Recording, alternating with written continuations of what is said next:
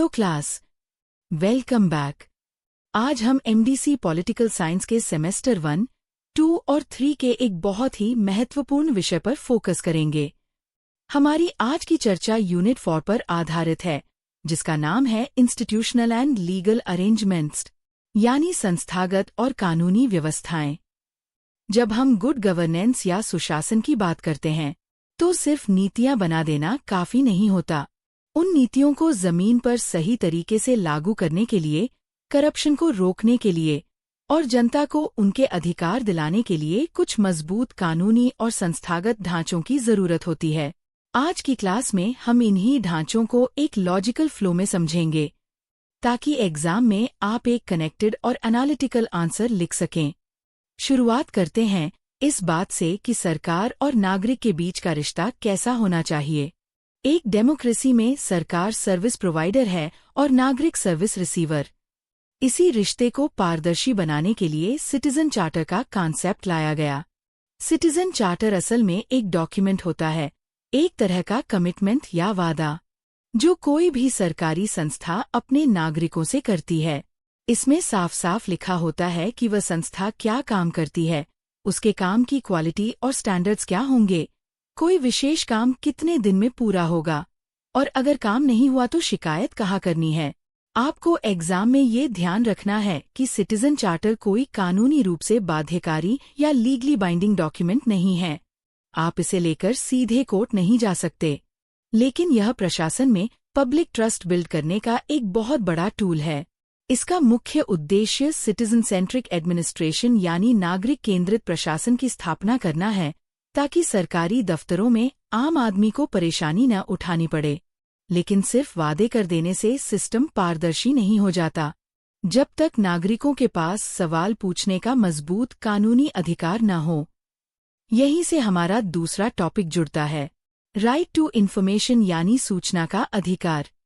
साल 2005 में भारत सरकार ने आरटीआई एक्ट पास किया, जिसने एक आम नागरिक को ये ताकत दी कि वह सरकार के किसी भी विभाग से उनके काम, खर्च हुए बजट या फाइल्स की जानकारी मांग सकता है। आरटीआई ने गवर्नेंस के पुराने सीक्रेसी यानी गोपनीयता के कल्चर को हमेशा के लिए खत्म कर दिया।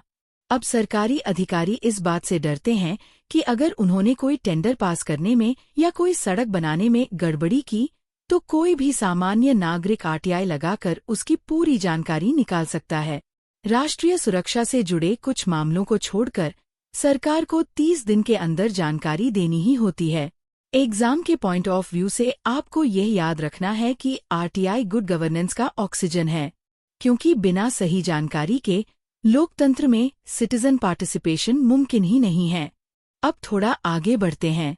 एक नागरिक सिर्फ सरकार से ही सर्विस नहीं लेता, वह एक आज़ाद बाजार का हिस्सा भी है, जहां वह अपने पैसे खर्च करके सामान और सेवाएं खरीदता है। इसलिए एक नागरिक के अधिकारों की रक्षा मार्केट में भी होनी चाहिए। और यहीं हमारा तीसरा कॉन्सेप्ट आता है, कंज्यूमर प्रोटेक्शन एक्ट यानी उपभोक्ता संरक्षण अधिनियम। जब कोई दुकानदार या कंपनी आपके साथ धोखाधड़ी करती है, मिलावटी सामान देती है, एमआरपी से ज्यादा पैसे लेती है या झूठे विज्ञापन दिखाती है, तो यह एक्ट आपको कानूनी सुरक्षा देता है। इसमें उपभोक्ताओं के लिए एक पूरा रिड्रेसल मैकेनिज्म यानी शिकायत निवारण तंत्र बनाया गया है, जो डिस्ट्रिक्ट, स्टेट और नेशनल लेवल पर काम करता है। उपभोक्ता अदालतों में केस लड़ना बहुत आसान और सस्ता होता है। हाल ही के वर्षों में इस एक्ट को अपडेट भी किया गया है, ताकि ई-कॉमर्स और ऑनलाइन शॉपिंग से जुड़े फ्रॉड को भी इसमें कवर किया जा सके। यह एक्ट मार्केट को अकाउंटेबल बनाता है। इन सभी अधिकारों और सेवाओं को आम जनता तक तेजी से पहुंचाने के लिए आज का प्रशासन भारी कागजी फाइलों की जगह तकनीक का सहारा ले रहा है, जिसे हम ई गवर्नेंस कहते हैं। ई गवर्नेंस का सीधा सा मतलब है गवर्नेंस में इंफॉर्मेशन और कम्युनिकेशन टेक्नोलॉजी यानी आईसीटी का इस्तेमाल करना। इसके आने से पेपरवर्क कम हुआ है, रेड टेपिज्म यानी लाल फीताशाही में कमी आई है और सिस्टम स्मार्ट बना है। स्मार्ट का मतलब है सिंपल, मोरल, अकाउंटेबल, रेस्पॉन्सिव और ट्रांसपेरेंट गवर्नेंस। अब आपको टैक्स भरना हो, रेलवे टिकट बुक करना हो या सरकारी टेंडर भरना हो, सब कुछ ऑनलाइन हो जाता है। ई गवर्नेंस का सबसे बड़ा फायदा हमें पब्लिक सर्विस डिलीवरी में देखने को मिलता है। पब्लिक सर्विस डिलीवरी का मतलब है सरकार द्वारा दी जाने वाली बुनियादी सेवाएं, जैसे राशन मिलना, बिजली पानी का कनेक्शन या जाति और आय प्रमाण पत्र बनवाना। पहले एक छोटा सा सर्टिफिकेट बनवाने के लिए लोगों को हफ्तों सरकारी दफ्तरों के चक्कर काटने पड़ते थे और कई बार रिश्वत भी देनी पड़ती थी। लेकिन आज ई गवर्नेंस और कई राज्यों द्वारा लाए गए right to public service acts की मदद से ये डिलीवरी टाइम बाउंड हो गई है, यानी सरकार एक निश्चित समय, जैसे 15 या 30 दिन के भीतर आपको सर्विस देने के लिए कानूनी रूप से बाध्य है। इससे आम आदमी के जीवन में सरकार का दखल आसान और भ्रष्टाचार मुक्त हुआ है। इन सारी अच्छी व्यवस्थाओं और कानूनों के बावजूद हम सब जानते हैं कि अगर सिस्टम के टॉप लेवल पर करप्शन या भ्रष्टाचार पनपता है तो उसे रोकने के लिए एक स्वतंत्र और अत्यंत शक्तिशाली संस्था की जरूरत होती है। यही हमारे सिलेबस का आखिरी और बहुत ही क्रिटिकल हिस्सा आता है, लोकपाल और लोकायुक्त। यह कॉन्सेप्ट असल में स्वीडन के ओम्बड्समैन सिस्टम से लिया गया है, जिसका मतलब होता है एक ऐसा अधिकारी जो जनता की शिकायतों की स्वतंत्र रूप से जांच करे। भारत में राष्ट्रीय स्तर यानी सेंट्रल लेवल पर जो एंटी करप्शन अथॉरिटी है उसे लोकपाल कहते हैं, और राज्य स्तर यानी स्टेट लेवल पर जो अथॉरिटी होती है उसे लोकायुक्त कहते हैं। लोकपाल के पास ये पावर होती है कि वह प्रधानमंत्री, कैबिनेट मंत्रियों, सांसदों और ग्रेड ए के बड़े ऑफिसर्स के खिलाफ भी भ्रष्टाचार के मामलों की सीधे जांच कर सकता है।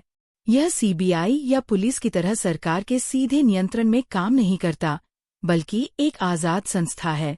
लोकपाल और लोकायुक्त का काम यह सुनिश्चित करना है कि ऊंचे पदों पर बैठे लोग अपनी पावर का गलत इस्तेमाल न करें। यह संस्था प्रशासन को जवाबदेह और ईमानदार बनाए रखने का एक बहुत बड़ा लीगल अरेंजमेंट है। तो अगर हम इस पूरी यूनिट को एक फ्रेमवर्क की तरह देखें तो हमें समझ आता है कि सिटीजन चार्टर और आरटीआई हमें गवर्नेंस में जानकारी और ट्रांसपेरेंसी देते हैं। कंज्यूमर प्रोटेक्शन एक्ट हमें मार्केट में धोखाधड़ी से सुरक्षित रखता है। ई गवर्नेंस हमारी पब्लिक सर्विस डिलीवरी को फास्ट और करप्शन फ्री बनाता है। और अगर फिर भी सिस्टम के ऊपरी स्तर पर भ्रष्टाचार होता है तो लोकपाल और लोकायुक्त उस पर कानूनी प्रहार करते हैं। ये सभी संस्थाएं और कानून मिलकर एक ऐसे कल्याणकारी राज्य का निर्माण करते हैं जहां नागरिक सिर्फ शासित नहीं है बल्कि शासन का एक एक्टिव और एम्पावर्ड हिस्सा है। आप अपने एग्जाम्स में इन सभी कॉन्सेप्ट्स को एक दूसरे से इसी तरह जोड़कर लिखिएगा। इससे आपका आंसर बहुत ही मैच्योर, लॉजिकल और एनालिटिकल लगेगा। सो आई होप कि यूनिट 4 के ये सारे कॉन्सेप्ट्स, इनका बैकग्राउंड और इनका प्रैक्टिकल यूज आपको पूरी तरह से क्लियर हो गया होगा। नेक्स्ट सेक्शन में हम कुछ पीवाईक्यू को डिस्कस करेंगे ताकि आपको पता चले कि इन कॉन्सेप्ट्स को आंसर शीट पर कैसे प्रेजेंट करना है। Thank you for listening so attentively.